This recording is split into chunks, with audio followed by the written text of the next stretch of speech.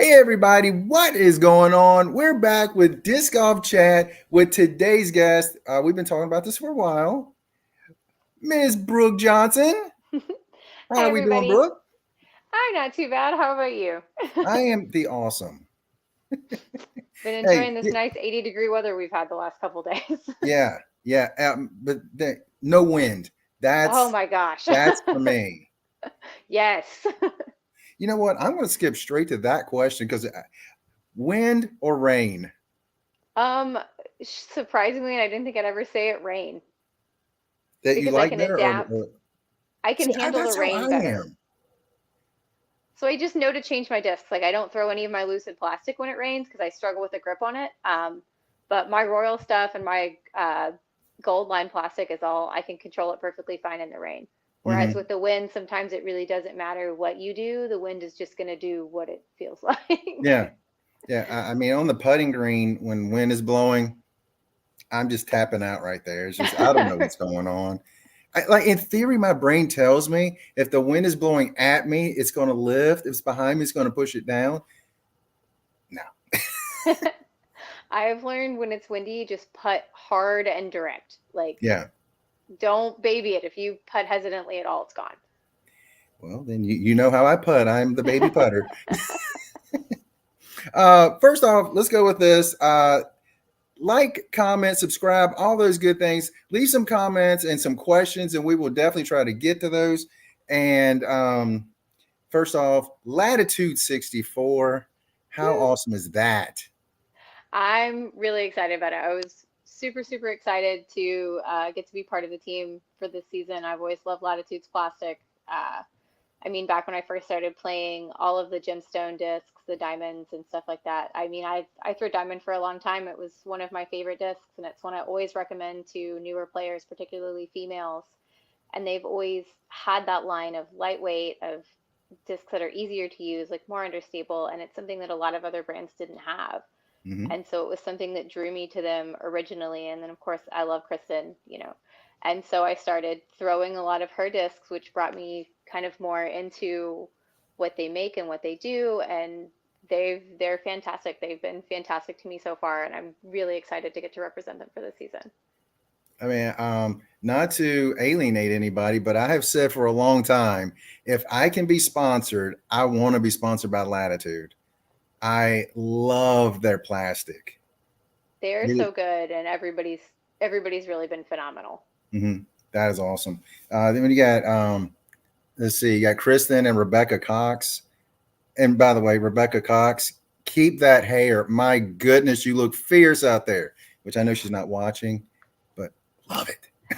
I love her. I actually met her one of the first times I played disc golf outside of West Virginia. I traveled up to Ohio for a women's only tournament, and I actually warmed up with Rebecca Cox. Didn't know who she was because I was still that new to disc golf, but I remember talking to you about her hair and how pretty it was. And then later somebody told me who it was, and I was like, oh my gosh. So now it's funny, it's like from that, and now, I'm teammates with her, which is really cool. So Isn't that awesome? the full circle.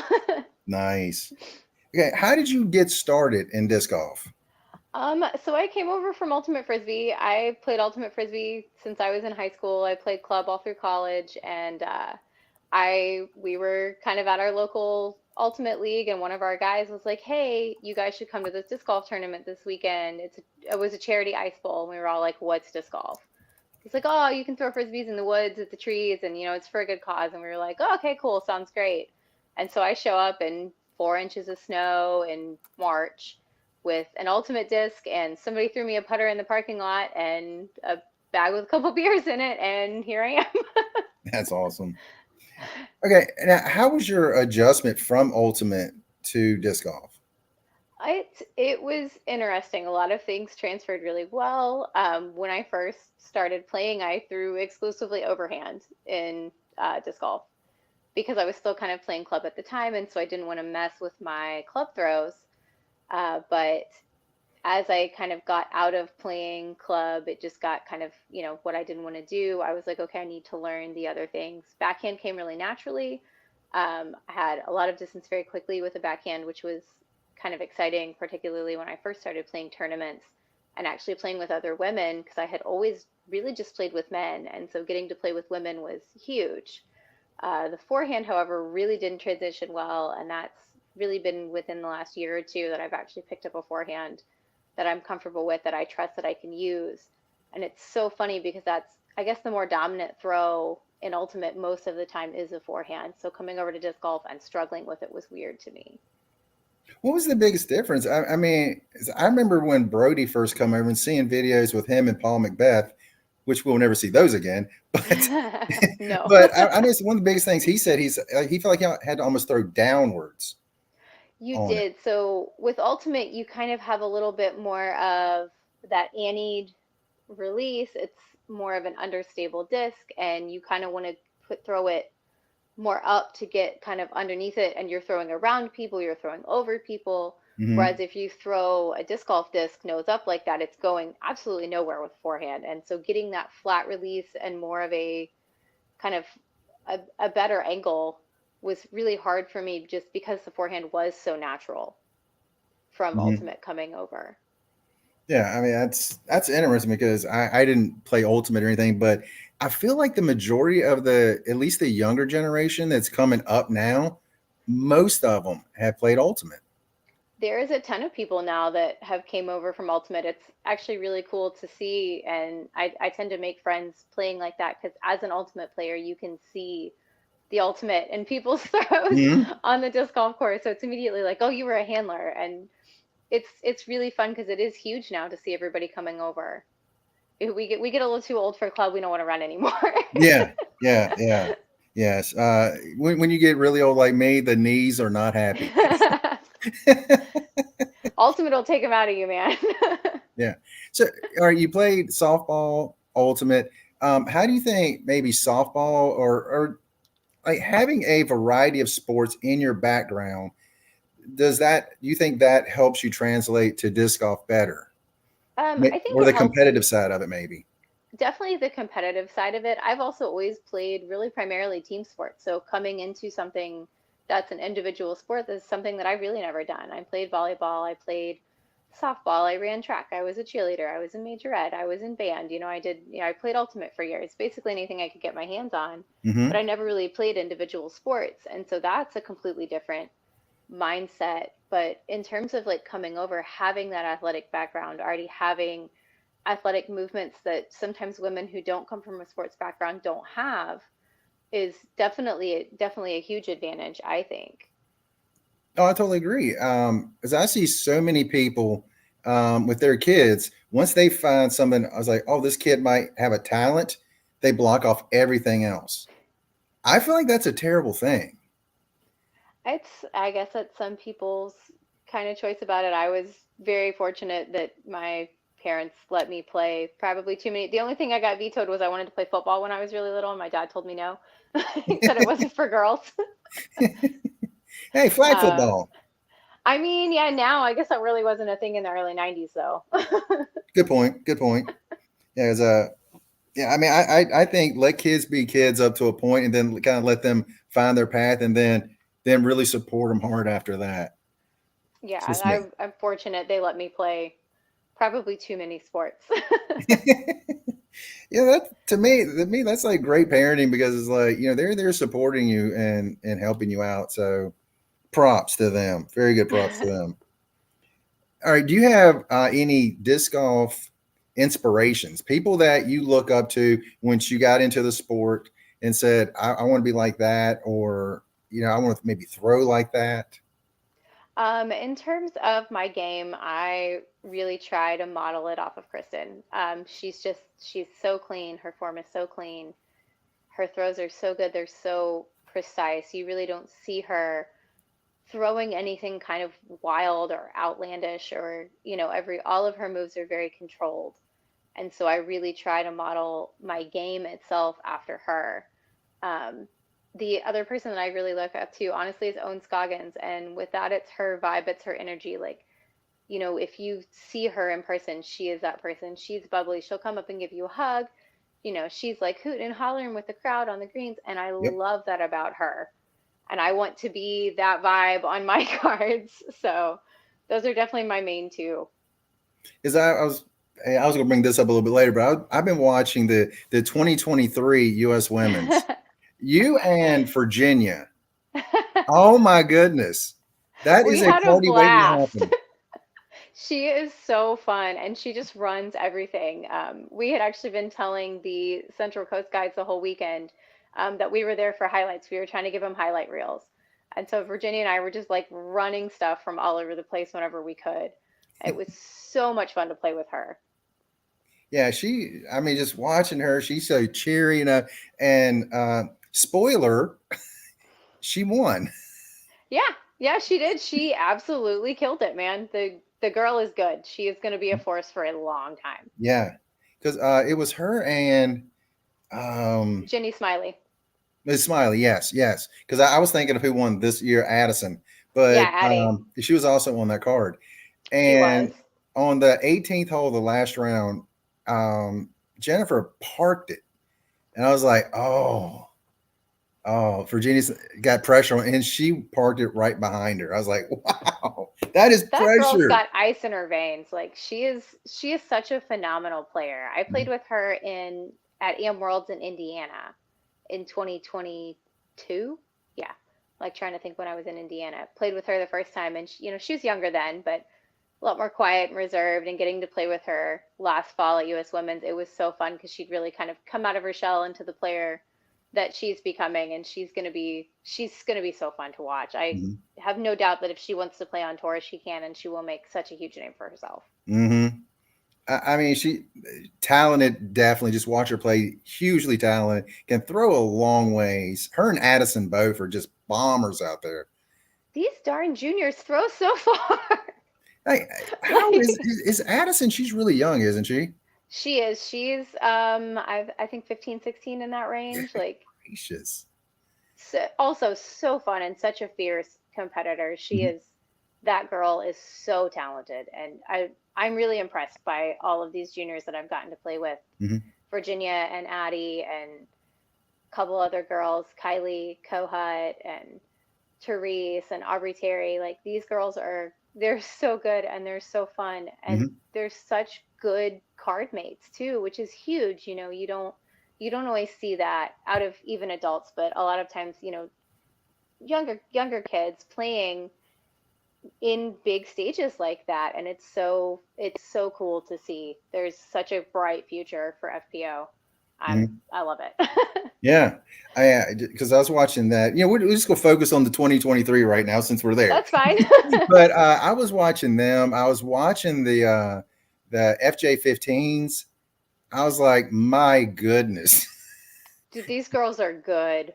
I was like, It's crazy. I'm trying to remember who won in 2023, but this year Shelby won. Shelby Cohen. I was just like, that young lady is going to be a star She's if she fierce. doesn't get I burned out. That's one thing I always worry about.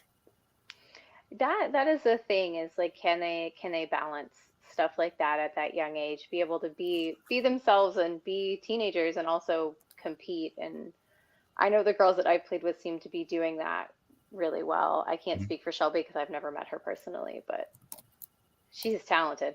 Yeah, I mean it's crazy to see the young ladies out there playing, and then seeing what's the division called you're in, FA1, F1. and you see these young girls in there playing. It's just like they are way too talented. They're It's so awesomely good. scary. Yeah, try playing against them. Yeah. I'm like, I'm the only one in the card who can drive a car, and you're all out driving me. Cool. Just, who needs a car when I got a disc to drive you with? Shit, apparently none of them. Or what's it like?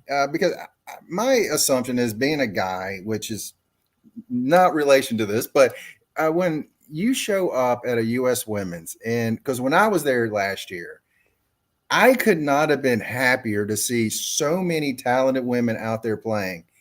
And when I'm here in our town, and I know you're working on this, by the way, I am. you are working very hard on trying to get a league together of women. Because when I'm at tournaments, I see one, two, maybe three. Yeah. So what's it like when you show up at a tournament? You see 300 plus women from 8 years old all the way up to over 75 years old. It is honestly so cool at events like that.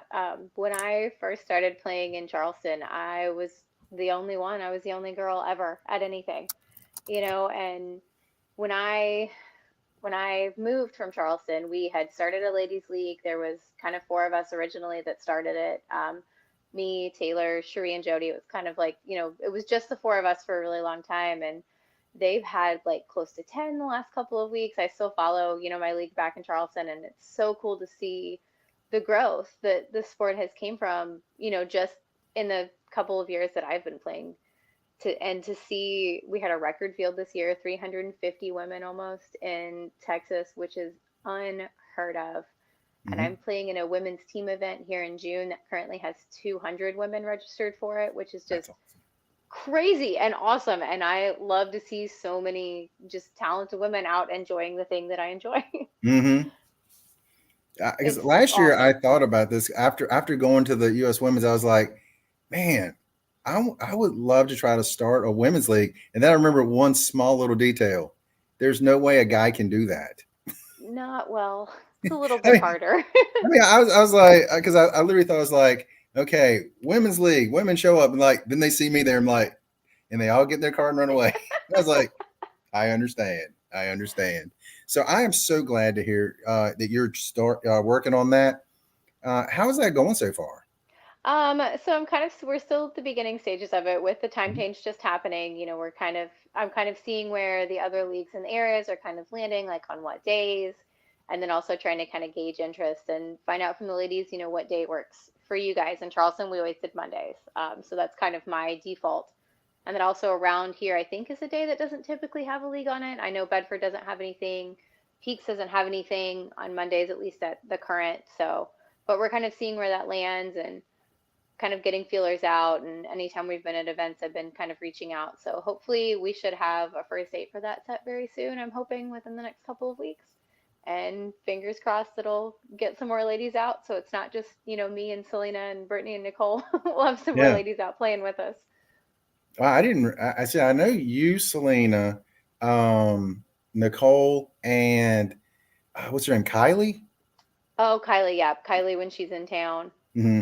When she's not in college, she comes Yeah. around in the summer. Yeah, I mean, I haven't seen her for I think 2 years when she was in high school playing around in the tournaments. We did have one question. Did Brooke play? Let me put this on the screen so everyone can see it as well. I know you said you played volleyball. Did you play beach volleyball, or or Um, is it, n Not he's in like a big deal. I played like locally and stuff like that, but not like on a hugely competitive circuit. I played volleyball all through school, basically until college when I started playing ulti, and I still play like recreational volleyball. nice. Let's see. Okay, now we're going to go retro back to 2019. Okay. Was that your first major, U.S. Women's? It was actually my second. I played Am Worlds that year as Hmm. well. So 2018 was the first year that I really played kind of any disc golf tournaments. And my best friend Taylor, she in November of 2018 was like, "Oh, you need 6 points to qualify to play in Worlds next year with me." And I was like, "I am not good enough to play Worlds." But I ended up going and playing a tournament on like New Year's weekend in Indiana to get my last couple of points to qualify. And we played Am Worlds up in Pennsylvania that year, and then U.S. Women's in Spotsy. Nice. Okay, so that was for those who don't know. That was the year Kristen won her first major. I mean, who would have known that? What 3 years later she would have completely exploded onto the scene, and she would have done that a lot earlier if it wasn't this one little virus thing going around. She was amazing to watch back in 2019, like being there then and still being so new to the sport. I was so starstruck. Getting to see these women, these names that I know and just like walking around with them and hanging out at the player parties, and it was such a cool and just wild experience back then, and to see, to have been there when Kristen won her first one is so cool. Hmm. I'm looking forward to Worlds this year because I mean, I bought the package so I can go to the party and stuff. So I'm just going to be like staring at people. They're gonna probably be looking at me like I'm creepy, but I'm just going to be like, there. I'm gonna be passing out business cards like. Absolutely. I actually got to meet Kristen for of all the years and all the events I've played. I've never actually gotten to like speak to Kristen before U.S. Women's this year, and I actually got to talk to her for a couple of minutes and get a picture and stuff, and that was really cool. And it will be very cool to see her come here and just absolutely demolish the courses that I play all the time. Yeah, yeah. I am so looking to see what the women do to New London. I I love the layout. Yeah, I mean, I thought it was going to be all shorts, but I am so glad that they put some of the long holes in there as well. And they left some of the harder long holes, and there's also, I think, at least one hole that they put in like a whole new tee pad for the women. Hole Oh, 8, I eight. think. Yeah, it's eight, and it actually plays really well. I like the short pad, but I play the shorts there a lot, so I know the layout. Hmm. But I think that that's going to make for a really good hole and some really cool scores. It's going to be equalable by the girls with the big arms. If you can get through those shots clean, it's such a Hmm. big uphill shot, but I I, think it'll be fun to see how they do there. yeah, I'm looking forward to see on, uh, gosh, I guess hole 6 they will be playing the shorts on that one, and I'm really interested Yeah. to see how they actually play that because if when I play the shorts, I feel like right hand backhand, I'm going to pull it straight into the OB. Or It's kind get it of up a high and watch turnover. it go into the woods on the other side. Neither of those are good. No, no, it's OB one way or the other. It's a really straight tee shot if you can throw a forehand far enough to get around the corner, but something that's going to sit because that OB comes up fast with New London having so much OB on that right hand side. Mm-hmm. I know they took it off, I think on the like holes 1 through 4. I think they took some of that OB out, Mm-hmm. which is pretty cool. That'll make hole 2 really interesting. That's one that I tend to occasionally find myself in the OB on as well. Um, but it'll be really fun to see them play it. I've watched the guys play it for the last couple of years at Battle, Mm-hmm. and it'll be fun to see the kind of scores that we get out of Kristen and Paige and Missy and Evelina out on there. Yeah, and one of my favorites, Henna, if she can make a putt. Girl can smash a disc. She just needs to take a breath and know that she's a good putter. Mm-hmm. Yeah, Because because when she when I some watch days her, she I crushes think to them. myself, she is terrible at putting, and she finishes fifth every week. Like, good gracious, If it's she made half the amazing. putts she missed, she'd be in contention every single time. Oh yeah, And I and know then she knows that. and Evelina, this past week, last round, she just made some putts. She wins. Uh, She's picking up her putting a lot this year. Like you can tell Evelina has worked on that this off mm-hmm. season. It's not perfect, but oh my goodness, it is so much better. Mm-hmm. She's believing in herself now. Yeah, I mean, I've been a big fan of those two for a long time. I'm just like, come on, get that one win. When Evelina won at the chess.com, and I'm not big on bashing trophies, but that was a terrible trophy. It wasn't great. I mean, they didn't even give them the pieces for the chessboard. Honestly, I think it would have been cool to do like a big king and a big queen, like a glass or a wooden, like king or queen would be Yeah, really cool for that's that what I've been one. hearing a lot too. Like, give the women a queen and the men a king, and I was like, that would have been perfect.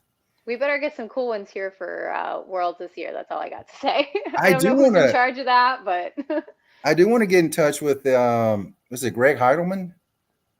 I think that's who's actually running Worlds. I think that's his name. But I want Nate to. Heinold, I thought, but I may be I wrong. think that's yes, yes. I'm not good with remembering names, but I want to be like, hey, just an idea. Get an actual podium for the top three finishers, so they can get a picture with all three of them. Kind of like the Olympics. You get your picture Yeah. with the top three. We don't have to play the national anthem. We don't have to go that far, but that would be really cool. I mean, there'd be room up behind 18's green at New London, so I don't know if they're going to finish at New London or if they're going to finish at Ivy. I would assume they would do. Was it? It's four Probably rounds, right? Ivy. Yeah, it'll probably be Ivy would be my guess because it's Oh, more of a I wouldn't think it's so. more spectator friendly. Well, I that's think true. That New is London true. would make for a more fun finish because of hole 18 being what it is Hmm. and being such a, these boys with the big arms, like there's eagle looks, but you hit the wrong tree and you're fighting for a par. On 18, I think it would make for a better finish than Ivy will, but I think that they'll probably do it at Ivy for the spectators. Yeah, I mean, because I haven't played Ivy obviously, but hey, at Worlds I bought the pass so I get to play around with a cart. Hey, I that'll do not help. I do not want to walk that course, not at all. Done it twice. Will confirm. Not very fun.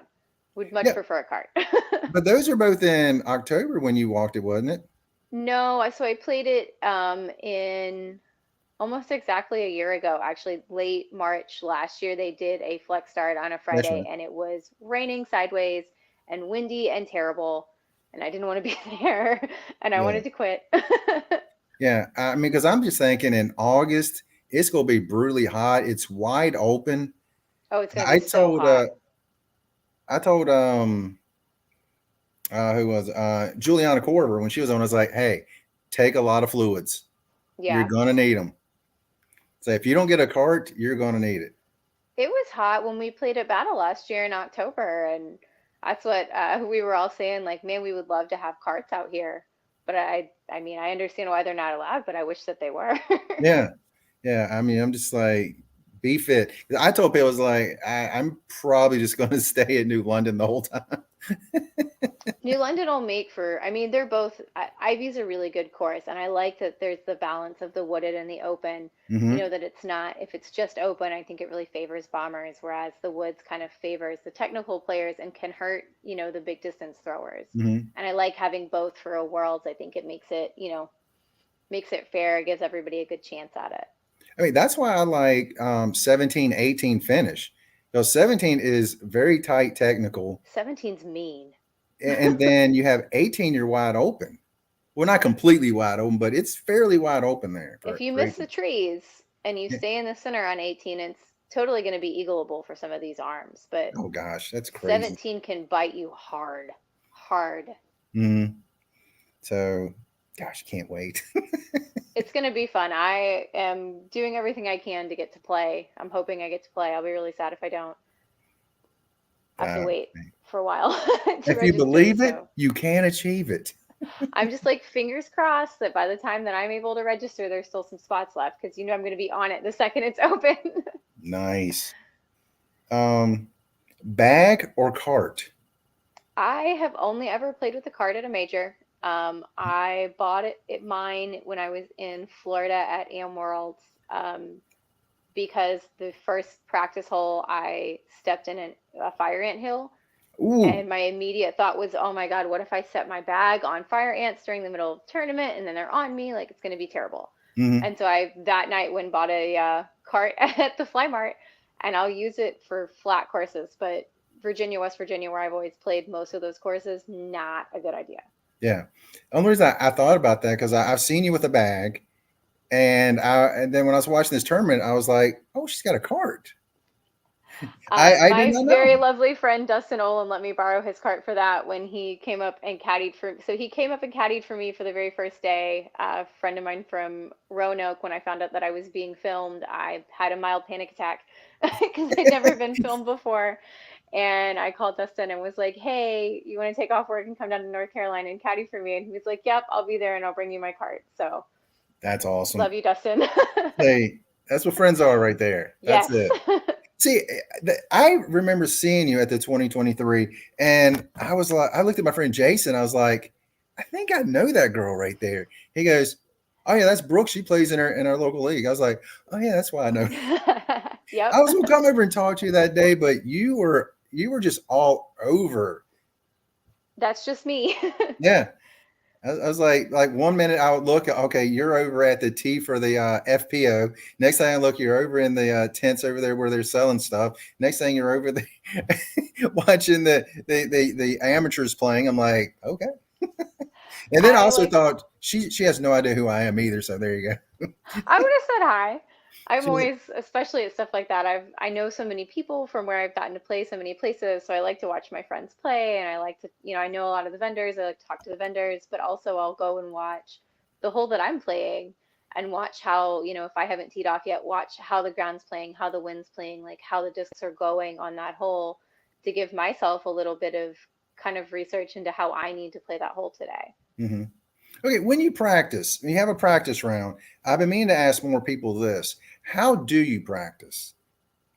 So I will go in and I tend to, I'll throw, what I think, okay, this is what the shot needs to be. I usually walk the fairway, try to look, see where I need to throw, and then, I'll see how that turns out and be like, okay, well, maybe I needed to throw a forehand, or maybe I needed, oh, that went way too far. I should have thrown a mid, not a fairway, or whatever. But one thing that I do that a lot of people don't is I don't keep score when I play practice rounds on tournament courses because I don't want to go in with this preconceived, like, oh, I shot five down. I need to shoot crazy, or like, oh, I played terrible. I shot 15 over and this course is whatever. And so I go into more of a kind of a strategic and trying to study the course and how things are playing and know what I need to do to go forward. Do you actually take physical notes or just mental notes? It depends on the course. I have like a whole sheet of notes from for Wilco for this year, and I've done it on a couple of other courses if it's something that's like really technical. A lot of times I'll kind of leave a note in my phone like, hey, that throws farther than you think it is. Like you need to throw something different, or that green's really fast. Don't throw anything fast. Just because sometimes in the heat of the moment you walk up and you're like, all right, 250, this should be a mid. I should be able to get a claymore there. But in reality, it's really far downhill and I need to back it up and throw a putter or whatever. It helps me to kind of not overthink things when I get there. See, that information will help me because I never play any courses like for like a tournament situation that I haven't played before. So now I'm thinking to myself, okay, now if I play one, I get a practice round. All right, what am I going to do mentally and think about that stuff? Todd, he says a cart is his next purchase. They're helpful. They're awesome, especially, I'll probably use one at Ivy if I get to play Mhm. and Worlds this year just to be able to have extra drinks and extra water and to take some of that weight off of my back for having to Mhm. throw, as long as those throws are going to have to be, those are some big throws at Ivy. And having even that little bit of weight off somewhere like that is huge. I mean, it's great when it's possible. There's just courses around here that it's just not a great idea. Yeah. Um, I heard Elaine King say this about Paige Pierce one time. She had a cart and she was pulling it with her right arm.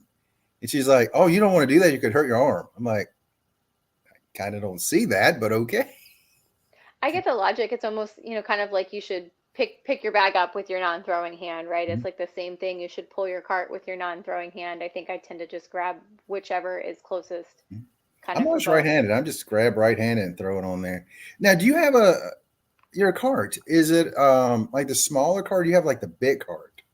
I just have the blue dynamic disc, like the one that you can set your bag on and kind of clip it to. Okay. That's the one that I always had, Okay. just to be able to take my bag on and off because I hate taking everything in and out. I know it. Last I used that Zuka at USW, because Dustin was awesome to let me use it. But I hate kind of taking things back and forth because I'm always afraid I'm gonna like set a disc down and then get on the course and be like, oh no, where's my saint? Yeah, I played a tournament this year at Hova, and I switched over to the cart. And when I got there, I was like, "Oh man, I forgot my tag. It's still on the back." Yep, see? And mine is smaller, so it's like I don't have as much room, which kind of it's good for me because sometimes I take too many discs as it is. I tend to try to, some courses I will not take a lot of discs almost to like limit bad decision making. Hmm. If it's a course where I'm like, oh, I know I'm going to try to do something I shouldn't. I actually did that at US Women's this year. Wilco, if you were throwing anything super big and super fast, it was skipping into the doo-doo, and that was not a good place to be. So I pulled like my bolts and a lot of my other really fast discs out just to prevent myself from having any bad ideas with those out there. Hmm. He says on your cart, can you set on yours? No, mine doesn't have a chair on it. Yeah, mine does. I mean, at my age, like when I was playing the shorts at New London, they don't have any benches on the shorts. They So really don't. I was like, I have to take my cart. I would assume they'll probably build some before Hmm. Worlds this year. That was somebody else I was talking to about that recently, was we were wondering if they would put some benches out there, and I mean I wouldn't be surprised if they do. Um, so Yeah. far the changes that have been being made out there have made the course so much better. I Hmm. really like what they've been doing so far. I mean, hole nine, for example, they turned the tee pad They because needed to turn the tee pad. It was right I said into the those same little thing. spindly things. I mean, you're aiming straight at the woods over here on the whole left side. That's really you don't want to be.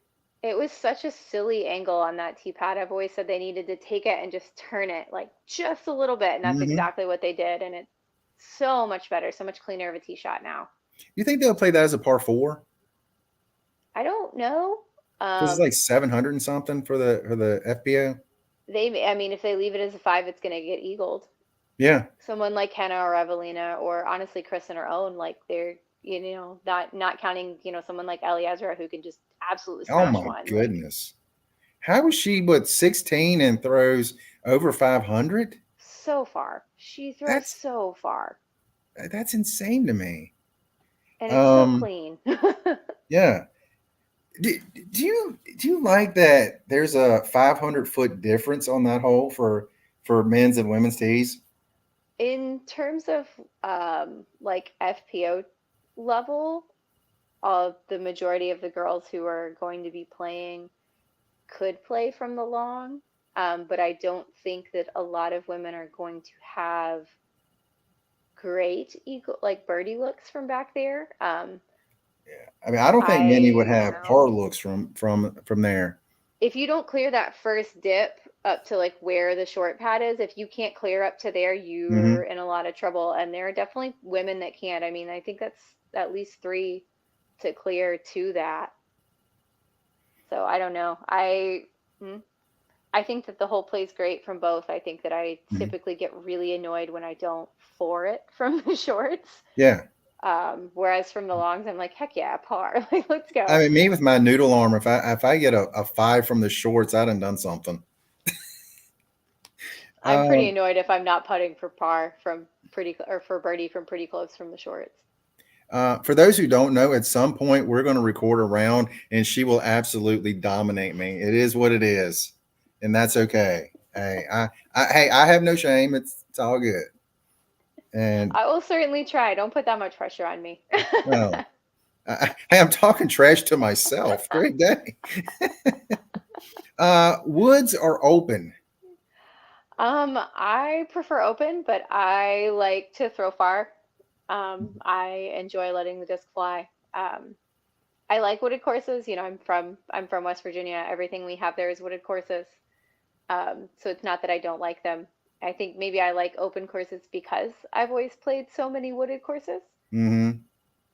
I guess that would probably make a lot more sense. They're more uncommon to me. I really enjoy just watching the discs fly Yeah, I mean, without if I could trees. throw it further, I would probably enjoy that too. But I mean, so because my first thought when I hear that, I'm like, okay, you love Fallen Creek, I do. Love and Falling Creek. I have never played at what's that other course? Independence, Ugh, I hate huh? Independence. I've never played there, and I'm just like, again, with my little noodle arm. I mean, first hole, I'm like, my first shot of the day, I'm throwing over water. I'm bringing out my dragon because it will So float. is the last shot. 1 and 18 are over water. Well, see, I don't mind the last one because I'm warmed up and I'm okay. The very first shot, they don't have any place to practice and Ugh, warm I up. hate that So, course so much. well, when I watch it on TV, I'm like, I mean, on YouTube videos, I'm like, I have no interest in it really even going over there. It's mean. We played it Battle for Bedford 2 years ago. The women Hmm. played it 3 days in a row, and I almost threw my disc golf bag in the lake and quit. I was I've been putting for there. two, and I took like a seven on hole 18, like the first round, and it was really fun. It wasn't really fun, so I don't like that place. Yeah, gosh. All right. See, now we're up to 2014, the U.S. Women's. How was that? This year's Yeah, 24. I said 14. I I'm sorry, 24. That's on me. it was cool. It was the first time I've ever flown for a tournament before, so flying with my disc golf bag, like clinging to it in security, Like you guys are not going to make me check this thing. Um, so that was an experience. And I also, the last two that I've played, I've gone down with, like really close friends, like girls, some of my West Virginia girls that I've always played with. And I was staying with a couple of girls that I didn't know super well. I mean, one I knew pretty well, but just girls that I don't typically kind of go with, but I didn't have that close knit support group that I did, playing in Spotsy and playing in North Carolina. I can't panic and call my friend and have them come caddy for me because I'm on a filmed card. Um, so that was a little different. And then I had actually hurt my calf the Sunday before I left for US Women's, playing the VTI, the Virginia Team Invitational. I kind of had a weird pop in my calf partway through the round on Sunday, and it was making it really hard to putt. I couldn't really push off, and then I think I just got like more tentative of hurting it, and so I was kind of fighting that.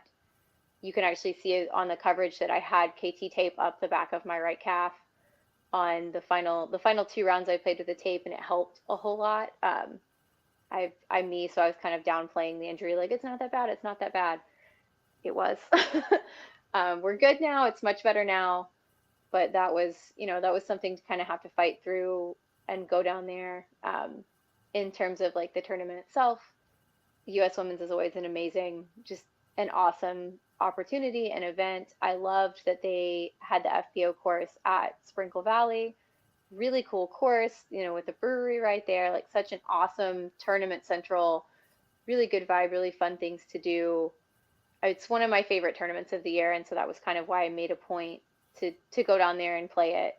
I mean, it was like I said, the biggest disc golf trip I've made so far, so it was cool. I enjoyed it a lot. Hey, what? On those tournaments like that, there's a lot to do during the in between rounds. Like, how much do you think about? I'm going to go just absorb everything, and then the next morning you're like, oh, maybe I shouldn't have done. I'm so tired now.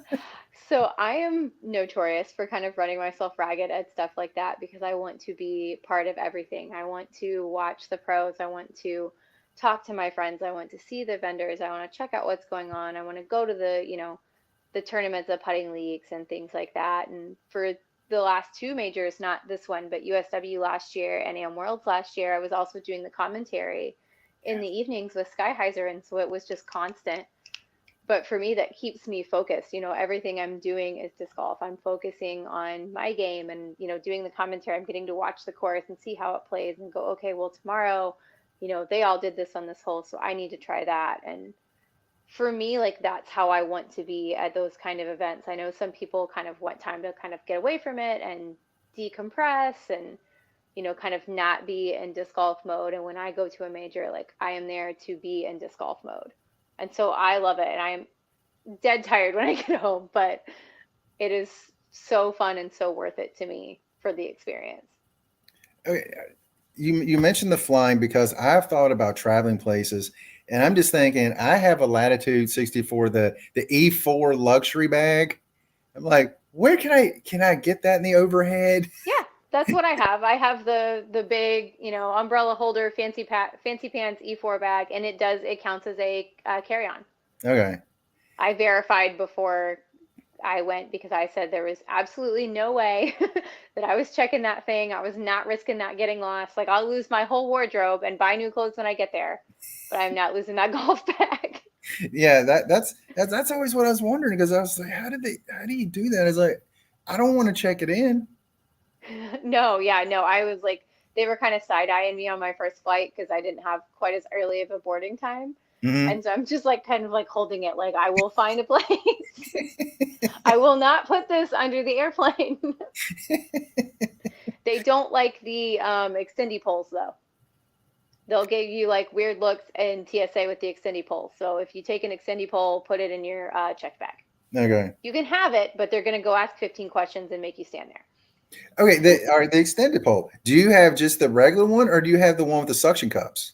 I just have the one with the hook on it, but the suction cup thing is phenomenal. Like, very jealous of the suction cuppy thing.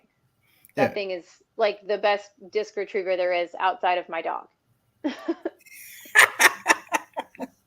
He's good. I have an Australian Shepherd that's a disc retriever. Remy loves when I play water courses, particularly when I play water courses with people that will throw in the water. Uh-huh. He'll just like turn and look his head like, "Can I go get that? You want some help?" That is great. Oh, Uh, he loves it. I do need to get one of those suction cups. My only thought is that, well, really no thought. I was No, like, they're when he great. gets up in a tree, I guess you got to take the suction cup thing off. That's when the stick is better. Like just the straight hook is better is when they're up in a tree, but like down in the water and stuff like that, man, that suction cup thingy is amazing. See, I always just leave mine in the car. So yeah, I'm like, they got rocks around. Why did I buy the thing? I don't even know. Mine's in my bag. It's I keep it kind of in the umbrella pocket and it's just hooked in there. And the amount of times that that has to get used is far more than I want to admit. But it's not always for me. I'm always one of willing to help my card mates. Be like, hey, I have a pole if you need help with that. Oh, I've certainly saved my own plenty of times, but also I'm definitely one to jump down in the creek and like fish somebody else's disc out for them. Todd said he custom made his own disc retriever. See, that's how to do it. That's what I thought. I feel like you could get like like make one like that and it would work. I like I said, the suction cup things are genius. Whoever came up with that, genius. Mhm. I've seen some people make their own carts, and I was like, I've seen that too. they're like doing like metal shop and everything, getting that thing pimped out, and I'm like, y'all are better than me. Hey, have Takes you a ever thought lot of about time putting to do stuff like that. have you ever thought about putting a disc on your tires? I've I seen mean, people it do might be that. cool, but I'd be afraid it would like fall off. The amount of people that lose hubcaps and stuff, I feel like a disc would be gone in like 5 seconds. Oh, they put a hole in it and then put the screw the bolt in around it. It's like, it's not a brand new disc, obviously, but I was like, that's pretty cool. That's kind of entertaining. I was like, wow, y'all are better than me at this kind of thing. I Uh, would totally take a picture of that if I saw it. somebody posted one on the disc golf discussion page on Facebook the other day. I was like, well, that's awesome. That's great. At the majors, if you well, not just majors, when you play, how many of the like full time touring pros have you played against or with? Um, let's see. I have been carded with Holly Finley came down for Battle for Bedford last year. I played with Juliana Corver and Elaine King in Tennessee at Harmon Hills. I play with Macy Veladiaz in at Harmon and all over Tennessee all the time. Love Macy. Love Oh, the by other the way, ladies too, Macy, but pregnant yeah, Macy. congrats, Macy. Mm-hmm. She is a beast out there trekking them courses with that baby. She is I mean, wild. I her love and her. Katrina both out there. Man, and that when they just played, Sprinkle is not easy. So them Mm-hmm. out there trekking that pregnant, like y'all girls are bosses. I can't. I mean, I was like, no, thank you. Yeah, listen, they are tough. They're so fun. Mm-hmm. But yeah, play with Macy. I've played with um, Paige Shue. I play with her a couple of match play tournaments and team play tournaments. Paige is super sweet, super fun. Love her. She seems Hannah, like she would be a blast to be on a card she with. is so sweet and so fun. I love Paige so much, and a couple of the ones that I've played, Grady's caddied for her, and he's just hysterical. We have the team match play tournaments are honestly such a fun time. Mm-hmm. Madison Walker I played with at those. Mad It's so Walk. cool you get to see kind of like the fun side of the big touring pros, which all of Mm-hmm. them are super fun anyway. But love those. I'm trying to think who all I played with. I played with Paige Pierce once, but it was like a luck of the draw doubles thing, so I don't know if that really counts. Hey, counts to me. Counts to It me. was fun. Got to play with her and Eric Oakley at that. In terms of the guys, I played with James Conrad a good bit. Played a match play tournament with him and his dad. Zach Melton, Chris Dickerson. I came into the sport playing with Corey Ellis back when Corey was in high school. So Wow. I've known Corey for years and years and years. Him and his dad. I've played leagues and match plays and everything else with Corey. Um, shoot, I guess I've played with a lot more people than I can think of. Eric Oakley, I've played with. Matt Dollar before. Lots of ones I've gotten to play with. I've met Paul, I've met Brody. Play with Paul's father-in-law all the time, but Yeah. We see John a lot. oh yeah, John, I love John. John's fantastic. Jason was in a team tournament, a doubles, a mixed doubles, and he beat John's team. And I was like, "Hey, you beat Macbeth." He goes, "John Macbeth." I was like, Still "It counts. says Macbeth." Everybody at putting league brags when they beat father-in-law Macbeth because Jerry kicks everybody's butts. I'm pretty sure he was still winning when I left tonight. So Uh, yeah, Todd says he's like that counts. You rubbing elbows with the greats. it's really fun to get to play with those kind of people. Like I said, I got to play with Rebecca Cox and Sarah Hokum at that women's tournament years and years and years ago, and Sarah Nicholson that does throw pink. I've gotten to play with her and play events with her, and she's so fun. And I've gotten to play with some of like the FP40s and stuff like that too. And I haven't gotten to play with Kristen or Owen or anybody like that yet, but I would absolutely love to All right, who would be someday. your dream card to play with? Oh gosh. Let's see. If I'm going for, well, it's me. So I want a vibe card. Got to be Own. Absolutely got to be Own, 100%. Um, I would love to play with Kristen. Just she's so good and so amazing to watch. And I'm trying to think like for the last one on that card. Honestly, I would like it to be somebody like Macy or Paige Shue, like somebody that I know kind of. But Hmm. they're both so fun to play with. Like I genuinely enjoy playing with both of them so much. And playing with Macy, I've always like really pushed myself to try to follow like, how she throws and what she throws. And I know that I can, compete with those girls, but I think that would probably be my three, Own and Kristen and either Macy or Paige. Yeah. See, when I think of it, I have to break it down into, all right, what do I want that day? Do I want fun? Do I want to learn? Because if I want to learn, I'm going to go with Paige Pierce, Juliana Corver, and Paul Macbeth. JK is amazing. I played with her last year at River Valley Masters, and she was so fun and so funny. And just like, we had such a blast. It was me and her and Macy Veladiaz and Donna Barr, and we had so much fun for 3 days. Hmm. Yeah, just So, I mean, she was on the podcast, and I was shocked that she actually answered, and she could not be sweeter. Julian is fantastic. Hmm. I like Honestly, like every we could time throw I've Julian talked to on her, that card too. Love I her. was like, what an ambassador she is to the sport. She really is, and she's so anytime you see her, she'll stop and talk and take her time. Really, any like I haven't met any really male or female touring pros that are not just phenomenal people.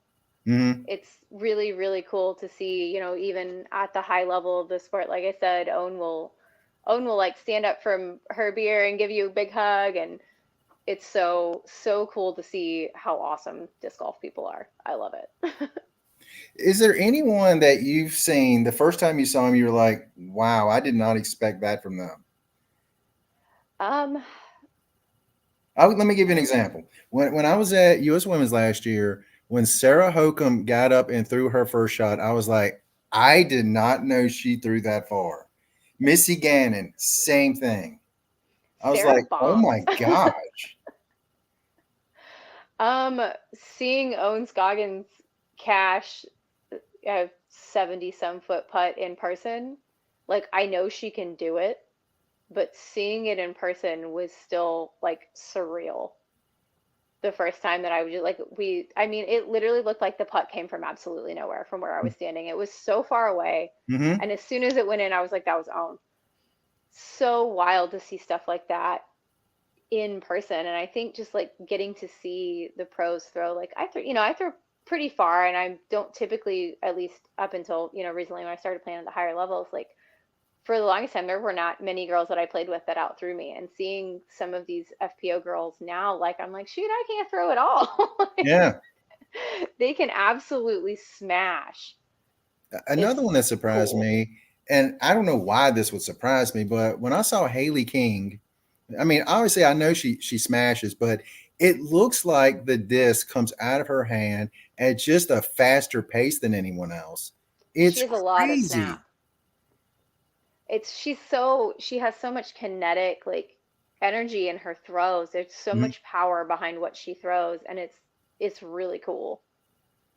I'm like Haley. I mean, I think she'd be fun to have on a card, just so I could be like, "Good gracious, girl, you're tall, How do you skinny, do that? yeah." Like, can you teach? Well, you can't teach me. We have totally different body types, but I'm just like, my goodness, it's crazy to watch her play. It's so inspiring to watch him play as well.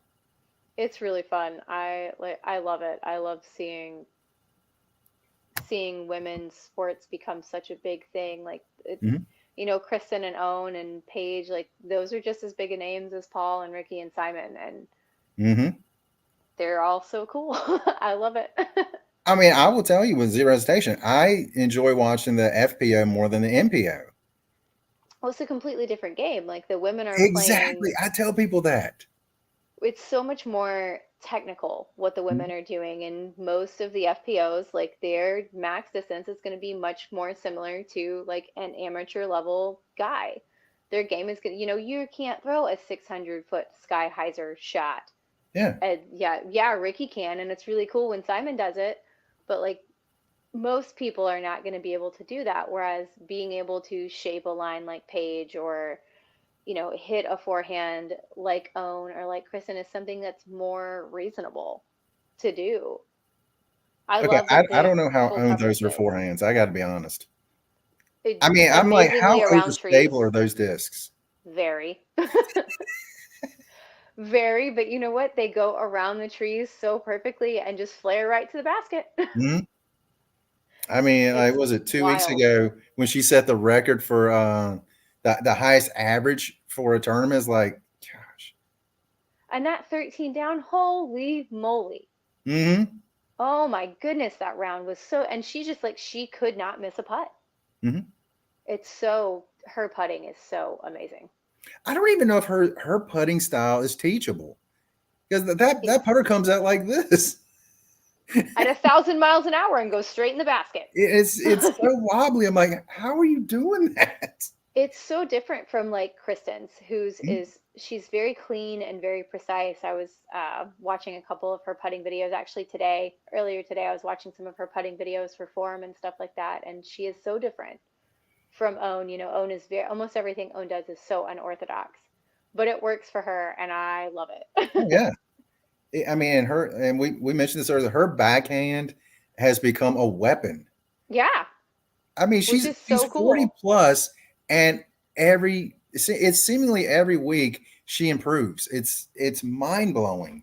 That's because she's the first one at the course when it opens for practice and the last one to leave. Hmm. Is doing what she wants to do with her life, and she is pushing herself every step of the way. She's the second highest rated woman in the world, Hmm. and that's not by luck. It's from sheer hard work. Hmm. Like I she just hope is her elbow and stuff stays healthy. That's the only thing that worries me about her. with those forehands and as much snap and power as she has to put on them. I mean, it's probably part of what's made her need to learn that Mhm. backhand and be able to work that how she did. Kind of the opposite of a couple years ago when Kristen hurt her arm and she was having trouble with the backhands. And so she relied really heavily on her forehand, which is, absolutely beautiful, but Mhm. it's funny to see kind of the different parallel on those two. Yeah, I mean, gosh, just crazy goodness, crazy goodness. And it's like every year there's one or two more FPO players come up, and you're like, how can the field get any more talented? And it does. It continues to, and it's so cool to see. It's fun to see new names. I love seeing all of different winners this year, like Anakin last week, so cool. And she had Chris in an own charging right at her, so it's I mean, cool to see that to her, me said a Evelina. lot about her. Oh yeah, absolutely. These European women are talented and they are tough. Hmm. They're so good. It's like I said, it's so fun to watch. One thing I did see this past week was the first time I'd ever seen any a female from Estonia whose first name did not begin with the letter K. So that was exciting. I was like, there's Katie, there's Kristen, and there was like two more. And I was like, wait, is every female player begin with the letter K? That's interesting. Um, There's a lot of them, yes. Peaks and Creeks, board member. Yep. Now the question is it first female board member? No, second, I believe, according First. to Daniel. Yeah, according to Daniel, there was another one kind of way back in the day, but Okay. first one in quite a while. I'm not counting her because I don't know who she is. I don't remember. Daniel said it, so. So what are they trying to do this year? We are trying to bring more people in, and so we're trying to do that by doing some like we're doing like a fun monthly event, the free entry. In February, we did a Valentine double, so the That was requirement cool. was one male, one female. We were going to have a junior division and adult division. It didn't matter, skill level, whatever, one male, one female, bring your mom, bring your sister, bring your coworker, bring your daughter. And we ended up having like 20 some people out that day, and it ended up being really, really fun. It was really cool to see people out like that. Last month, they did a St. Patrick's Day event up at Goliath, where a couple of the local club guys who are homebrewers actually made some like Irish themed beers. We had an Irish red and a green cider that they brought up and kind of gave out to everybody, and had, just like they did a doubles, and they did some like side events. I was at VTI, so I didn't get to play, sadly. But we're trying to do more, like fun events like that. We're actually working on the one for April, so I'm going to keep that under wraps until I have the whole details on it. But we're wanting to do more things to bring more people in, because we kind of felt like last year everything was really kind of money focused. Like all the tag matches were kind of expensive, and a lot of people were, people who aren't, likely to kind of compete for that top spot in a tag match. They don't want to come play a $10 tag match because it's not going to do anything for them. But a Mm-hmm. free event where you can, bring your son, bring your daughter, bring your mom, bring your wife, bring your, cousin to come out and play and try it out. And, at events at like Peaksview and Timbrook and things like that to kind of grow the sport. We're doing, we've got a lot of leagues going on. I know Dan's about to start his handicap league up again. That he ran last year. Last year it was at Sandusky, and that ended up being really fun. We actually had a junior win like the league one week, which was really cool. So nobody's ever going to hear the end of that because the 7-year-old won. Uh, he absolutely bragged in the parking lot for a good 10 minutes. So Mm, but it's cool to have events like that where where the 7-year-old can come out and win. And actually the team that won the Valentine's doubles was a guy and his daughter. And to have events where it's not just the big fancy pants pros that are winning things, it's people who are new who can come out. That one event can be the thing that gets them to keep playing. And we want more things like that to grow the sport and spread it to the people and hope that they will love it like we all do. yeah, yeah. Because I remember when I first started, we played at Peaksview. This was back in 2000, somewhere between 2005 and 2007. I don't remember exactly when it was. Hole 10. You know Yep. what's at the bottom of hole 10. Yep. And there was less stuff along the side of that hill. And I always tell people this, I don't remember exactly how many rounds it was, but I think about 10 rounds I played. I lost 7 discs down in that pond. And Oh I was getting ready no. to tee off. I was getting ready to tee off, and I looked at one of my friends. I was like, if this disc ends up in that pond, I'm done. Hit a tree, rolls down the hill, and I didn't play again for probably 13, 14 years.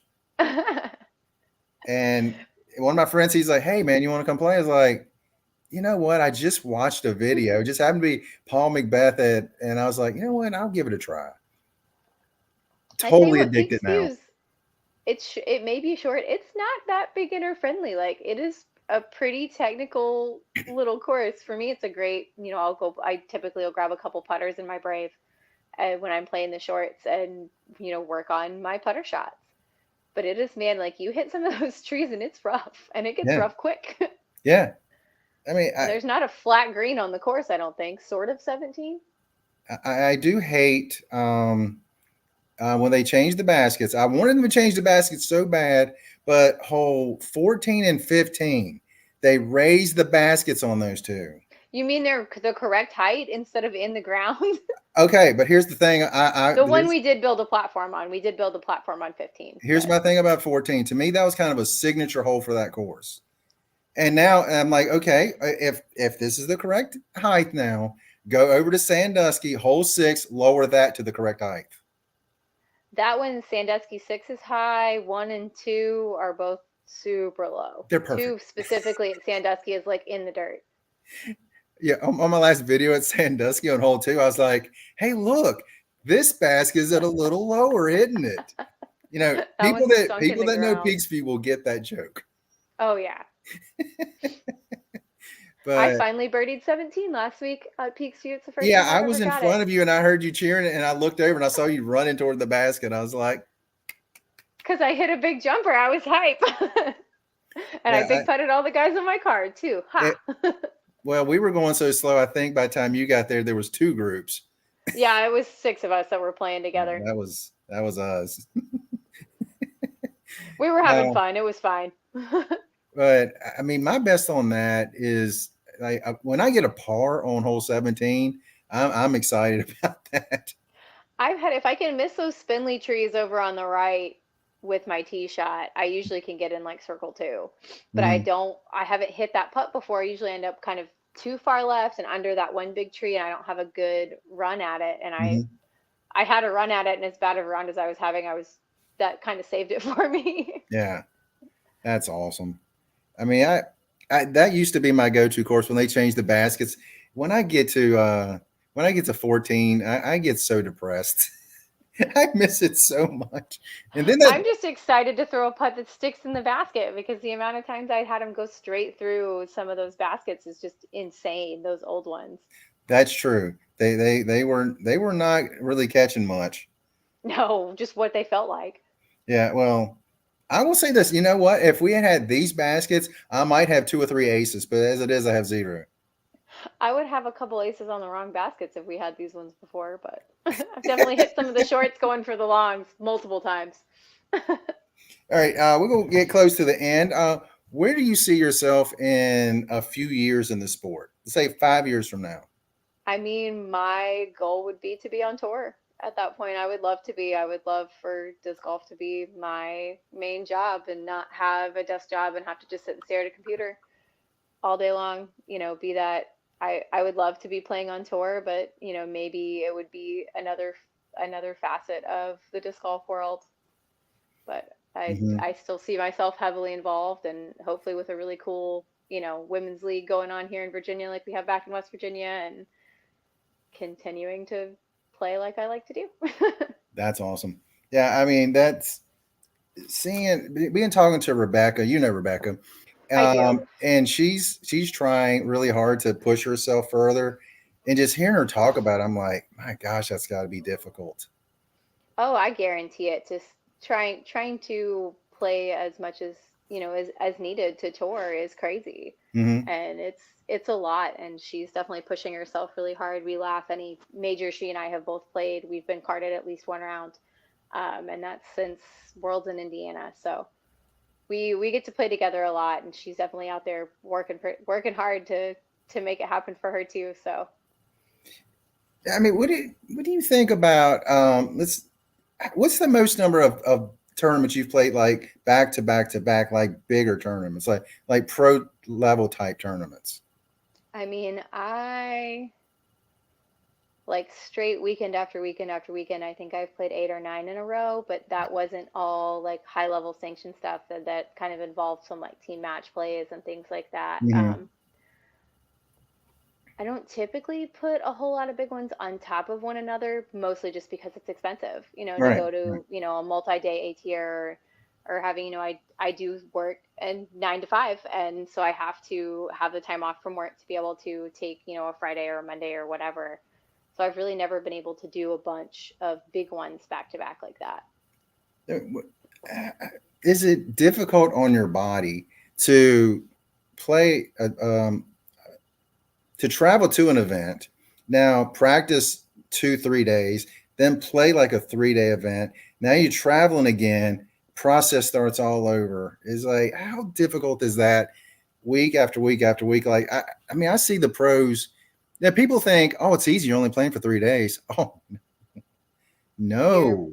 playing competitively for 3 days, and you're playing at least a practice round a day every round to that if you're not traveling. And these Mm-hmm. pros are putting an hour minimum in the evenings, and I mean, it's physically a lot to put your body through that, to Mm-hmm. play so many events. And these events are going from prior being 2-day events to now 3 and 4 day events in a row like that. And I know this Texas swing is hard on everybody physically. I have so many big tournaments, and particularly these early ones in the year, that have such crazy weather.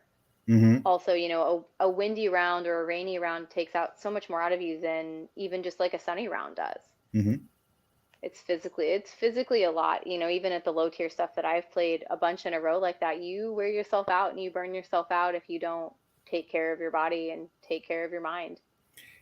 Yeah, and also people think, well, it's just disc golf, but they don't also take into account after the round. Now you gotta maybe if you're in a van or you're at an Airbnb. Now that's a lot more money that you don't have to begin with because you're not making a ton on tour. Yep. Now you got now where am I going to be washing my clothes? Where am I going to be showering? Where am I doing this? Where am I doing that?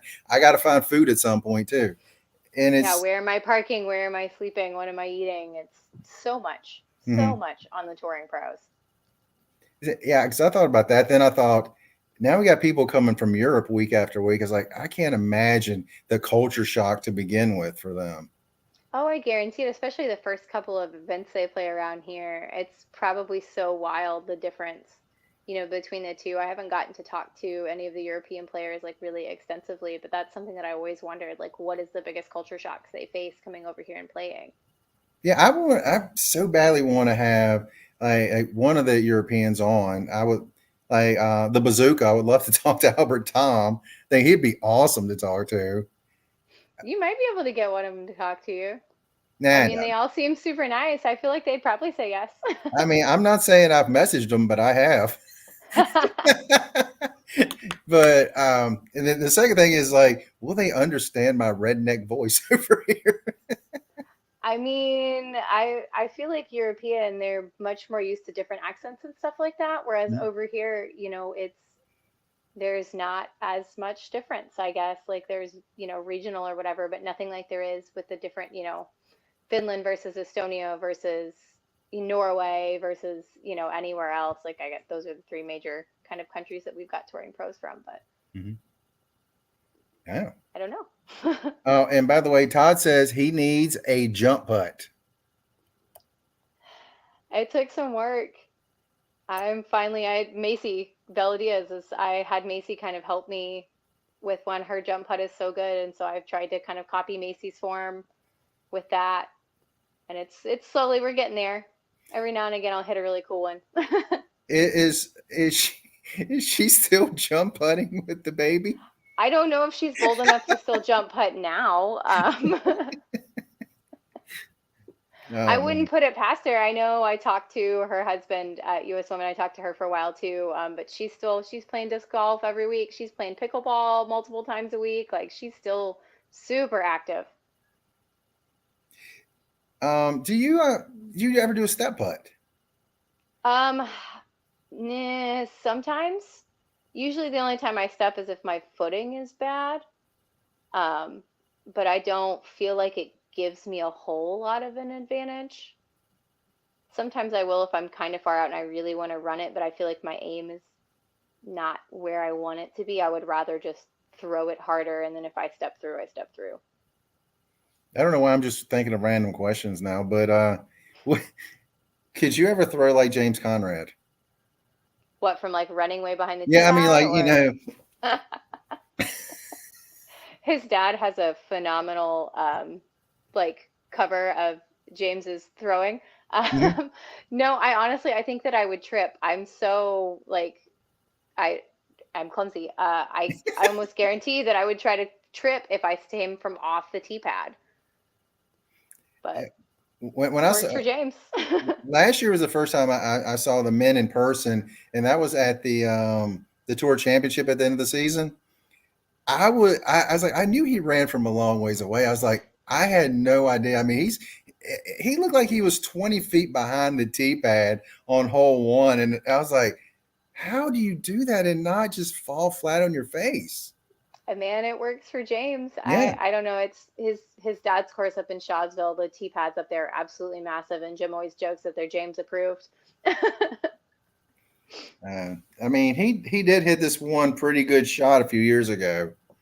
I mean, it's pretty cool. You know Pretty what I felt cool. bad about that? Who I felt the worst for about that shot? It was not Paul Macbeth. Hannah. It was Katrina Allen because she had just won the world's past Paige threw an amazing shot on 18. No one remembers. Nope. Nobody cared. And she did. Her shot was fantastic. Mm-hmm. Because it But landed James, right on the line. I was like, it's like, it what was a great bold shot. too. It was bold of her to run that. Yeah, Mm-hmm. I was at a tournament with Jim that weekend down in Tennessee, the weekend that James won World. So that was pretty cool. Everybody was hooting and hollering, and That's awesome. it was cool. It was very fun. I need to get down to Blacksburg and play some. I'm sure they'll like me in my UVA hat there.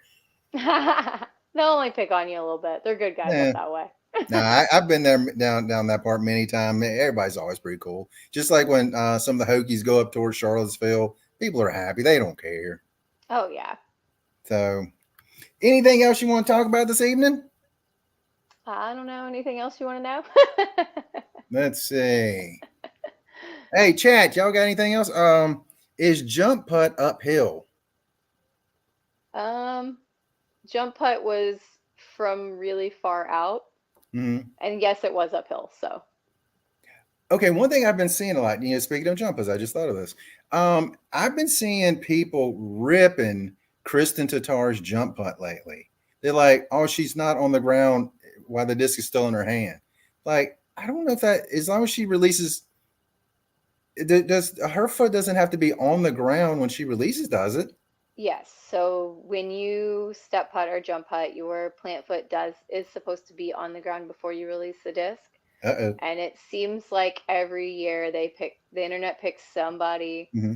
to kind of critique that on, it's they do it all the time. But the problem is it's not something that's really easily policed. Hmm. And so I don't really know what the PDGA's response is going to be to it.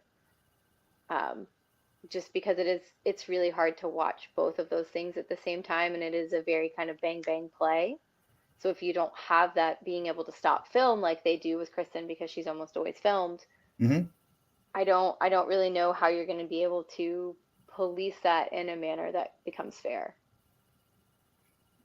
I mean, for me, the first person I would see do that used to be Paige Pierce. She would run up and like fly. Yeah. So I mean, I always thought, is that legal? Because I was like, my first thought back then was like, well, if Michael Jordan in his prime, he ran and just jumped, he's like outside C1 dropping in from like 10 feet. I mean, it's the same concept as like running up on, like a throw in the field. You can always X step up to your throws. In the field, it's the same thing with a putt. It just tends to be because it's from closer. I think it gets analyzed a little bit more heavily, whereas you also don't typically try to get in front of your lie when you're like just like running up for like a backhand or a forehand throw, as opposed to with a putt. A lot of times you're trying to put more on it from, I guess a closer distance. What do you think about? Have you ever called anybody on anything like a penalty? I mean, Yeah, it's awkward. It's not fun. Um, it's not always a great, you know, kind of thing to have to do. And usually, if the way that I've always taken it is that if somebody gets mad about something like that, they were trying to cheat. Like mhm. nobody likes to get penalized. It happens. I've been penalized myself, and it was scorecard error. Twice actually. Scorecard errors. It was back in the days of one person does a scorecard, and I had a bad round. I got mad. I didn't check the scorecard. I left, and my score was wrong, and I got penalized for it. But calling people in penalties is not fun. It's not fun for you. It's not fun for them. Usually, that person's having kind of a bad round in the first place. I've never had anybody be kind of bad to me about it. they're definitely not thrilled with themselves at the Yeah. time, but Yeah, because when I it's think about it, awkward. it's like, I mean, I'm not a big fan of Brody Smith, but when he was like foot faults happen all the time, Yeah. and he's like, unless it's absurdly egregious, I'm not going to call anybody because they're just going to be staring at my feet for the next 5 holes. Well, and that does happen, if you call somebody on something, or have something, it feels that way that a lot of times, you're like, hey, you foot faulted, or your lie is wrong or whatever, like then Hmm. that person is gonna then be petty. And to me, that's so silly. Like, Hmm. there are rules in the sport. All of us should know what they are, especially playing, at a high level. To play in an ATR and a major, you have to be rule certified. And so Hmm. when you break a rule, like you should check, hey, am I outside? Hey, is my stance legal? Nobody's gonna get mad at you if you ask. Right. But if you're being a turd about it, I think that you were trying to cheat on purpose. So don't be that guy. Turd. Yeah, because I mean, one of the things I've thought about is like, and right now, there's not enough money in the sport to have a couple people on each card following everybody. Well, and that's the problem, is needing it for every single card. Right. It's Brody comes from Ultimate, and they went from Ultimate was self-officiated for years, and Hmm. now at the higher levels of AUDL and stuff like that, they have observers at every event, and the observers technically aren't like a referee. So they can make a call and they can second a call, but they're not like, it's not that their job to do it. Like the players are still the ones that make a lot of those calls. And so that's, it makes sense Brody's perspective on things, because I'm sure he's had, people, he's called to travel in an AUDL game and had somebody watch him and claim he traveled every time he threw. And that stuff does happen. Hmm. But it would be, just thinking about how many people would be needed for an event with 90, there's 90 players in the FPO field. Well, that means we're going to need one observer for every card. Every card's going to have four. You're going to need 20 some people just to follow cards. Hmm. It's hard enough to have enough volunteers for spotters. Right. Yes. I I mean, mean, and to me, I would think you would at some point have to be able to certify those people as well, and it's just like it's not possible at this level. not at And this point in time. one of the things I thought of the most is when I was at the regulator and hole two, it's very tight. And I remember saying, and again, I'm not even suggesting that anyone would cheat. I want that understood. Hmm. But I know Kristen hit a tree, went way down the hill. Like two others kind of pured the gap to it's a par three. Then one person hit a tree, went straight up to the left. And I'm just thinking, okay, Kristen is so far down there. If she wanted to kind of slide her foot a little bit, get an extra, 6 inches to find a gap, they wouldn't know. Am I suggesting she would ever do that? I am not. No, and So, that's part of this sport, is you kind mhm, of have to trust everybody on integrity a lot of times with things like that. If your lie's in a bush, like, do you really magically have a spot, or did you scoot your foot or scoot your disc to where you had the window you wanted when you were down there in the stuff? And I'm kind of a firm believer of, I'm not going to believe that you're cheating unless you give me a reason to. mhm, yeah. Um, that's that's the only time I feel like I've ever really had to make calls on people, is like when things have gone out of bounds, where it went out of bounds. And I played a tournament one time, had a girl who, she was adamant she went out of bounds in front of this tree, and like the entire card was like, dude, you did not. And she was mad about it, and in her defense, behind the tree was really bad. And that was the one time I remember somebody getting really worked up about a call. But it's, like I said, it's an integrity thing, and I completely understand sometimes you're not watching the whole way through, or you don't see it. But I don't know, we've got good people in disc golf.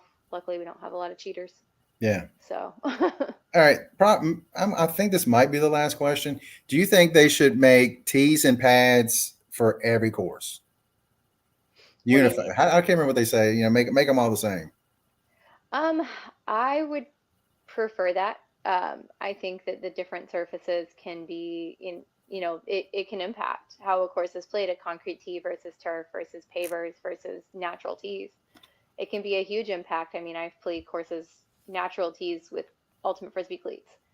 Um, but especially when it's wet and things like that, like the teeing surface really matters. It's extremely important.